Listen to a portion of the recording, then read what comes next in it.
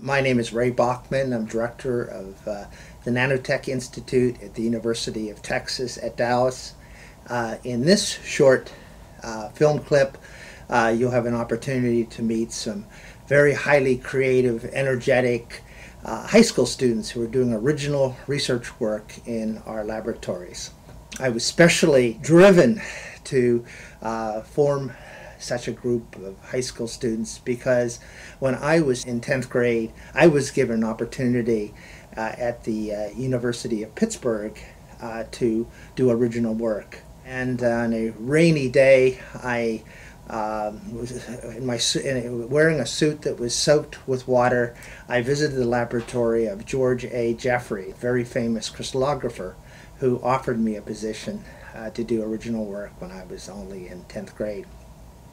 In honor of Professor George Jeffrey, we call our NanoExplorers the George A. Jeffrey NanoExplorers.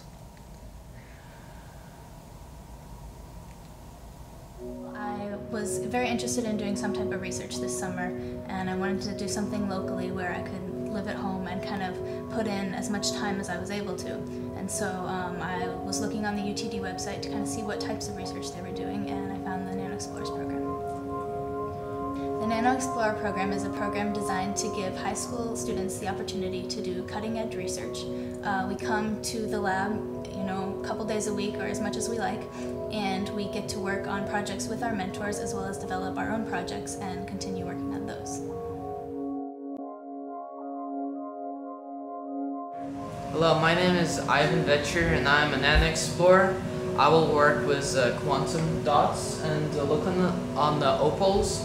I will also work with solar cells in the future. Here, look at this. That's one of the corners of the sample. Is that cluster of dots the quantum dots? Like the bright light? Mm-hmm.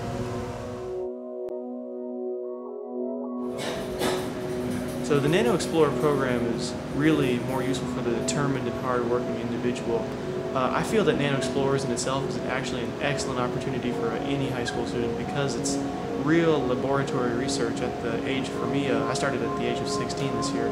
So I mean that was a very, very fascinating, one-of-a-kind opportunity, I think. Dr. Bachman was my direct mentor for my project, and he was a very insightful person, and it's not every day that a high school kid like me gets to work with a world-renowned expert such as Dr. Bachman or Dr. Fong.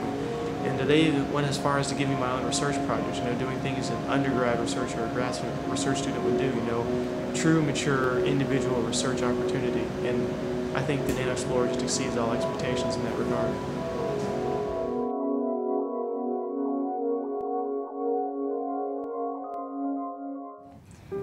Well, at the beginning of the program, we got to meet with a bunch of different professors in the nanotech department who are working on everything from thermocells, which is what I'm doing, to artificial muscles, to solar cells, to all these different types of projects. And we got to talk to the professors and figure out which project we wanted to work on and who we were going to work with.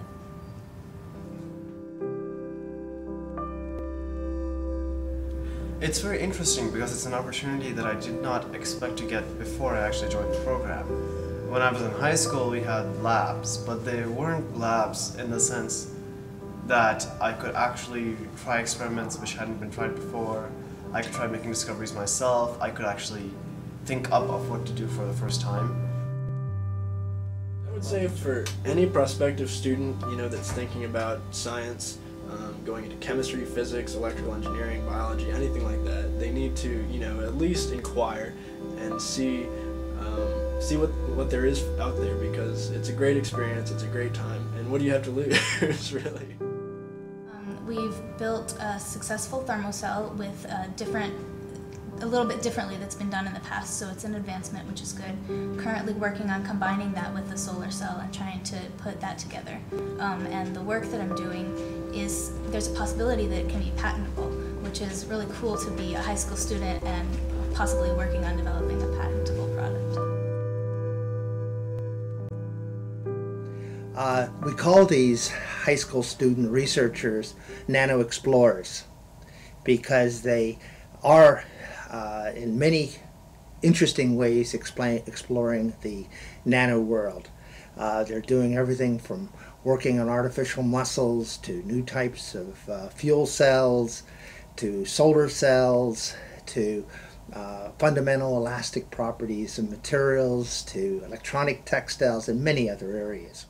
Our NanoExplorers are publishing original work in a very recent conference involving researchers from Korea in the United States. Our NanoExplorers won the first 3 prizes for Best Poster in the conference.